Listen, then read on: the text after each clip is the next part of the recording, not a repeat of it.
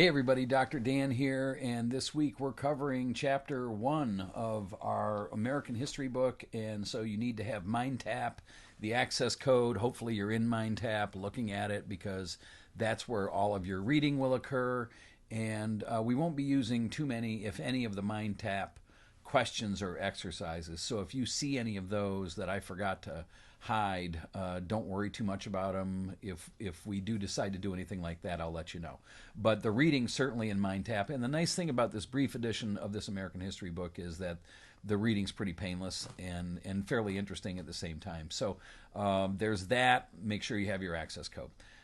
We don't have a quiz this week. This is a gap week in this class. We have a quiz next week, and there'll be a few questions from this chapter on next week's quiz, and I will tell you what they are if you continue to watch this video, which I'm kind of timing out of the corner of my eye here. So this chapter is called Three Worlds Come Together to Make a New, or something like that. And three old worlds create a new. And so that's the whole point, because it's American history, America that we know, and we kind of think of it as the United States, but the idea of America, modern America, is really a creation of these three continents of Africa, the Americas, and Europe, all bordering on the Atlantic and the explorations of the Europeans. So this chapter begins in 1492, which is when Columbus lands in the Americas. So he's, the first European to discover the New World, but he didn't discover anything. It was already here.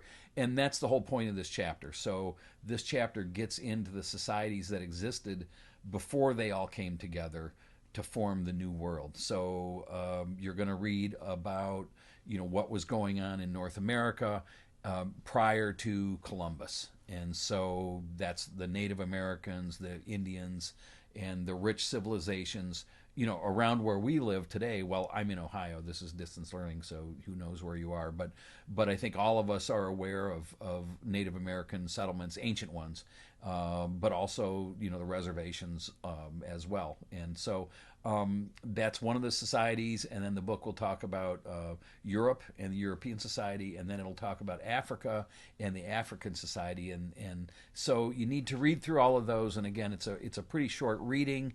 And then it's going to come back and talk about European exploration. So the chapter, if this was a story, the curtains open and the stage is set for these three independent places. All right, so they're continents in this case. If you remember our history primer, these three places, sort of come together to form this new world that becomes America. So that's the big picture stuff. But the Europeans are the first ones really with the exploration piece, and that's really important to this story. So first you'll learn about those three societies, and then the book gets back into the early European explorations.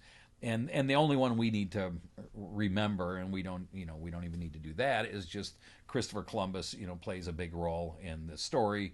When I was growing up, as I said before on some video that you've already watched, he was a hero, and now not so much because of the exploitation and the way we feel about the way we feel about racism, basically. So that's part of it also. So talks about Columbus. Cabot. Cabot was an Englishman who, discovered these rich fishing waters off the coast of New England. So, Cabot, Henry Cabot, big name in American history that you've never heard of, and it probably isn't important, but it was back then. So then Spanish, exploration and conquest is in here.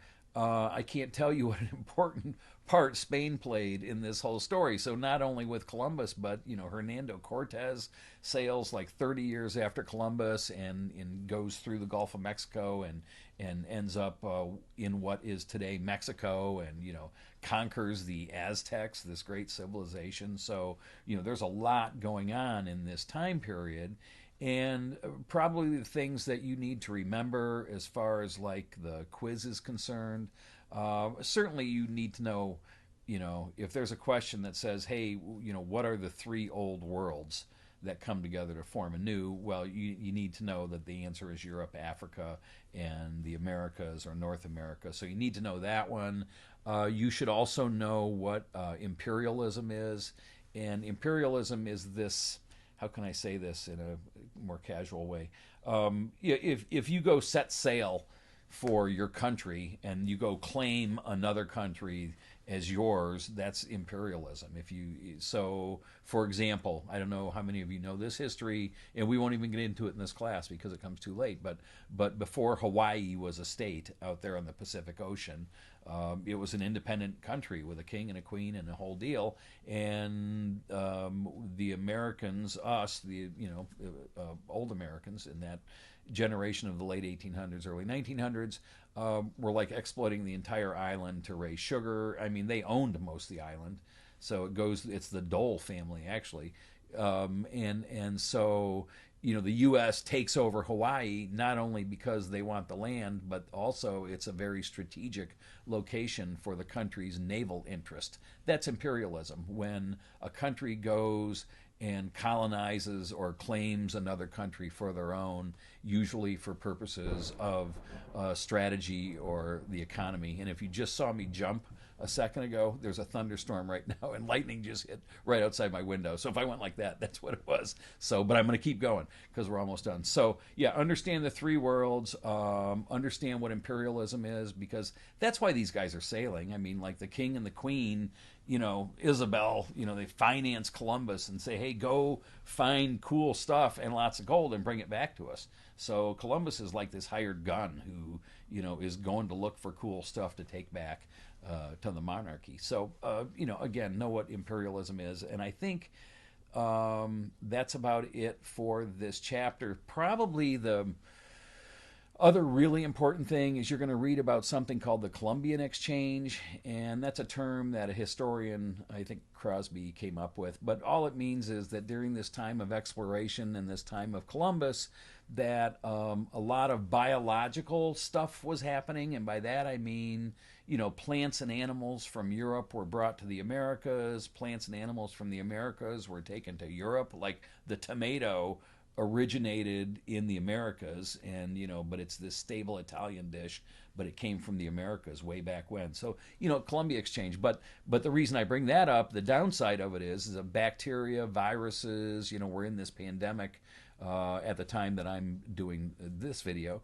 but these diseases. So most of at this point, the one thing that Columbus brought the Americas was smallpox and disease, and eventually wiped out all the Native Americans because they had no immunity to the particular disease. And I think we'll get more into that. But it's important to understand the role that biology plays here, and that the role biology plays in all of history.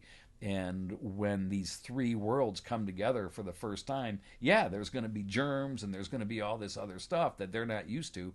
But the other thing besides germs and biology that are different is cultures. There's these huge cultural differences.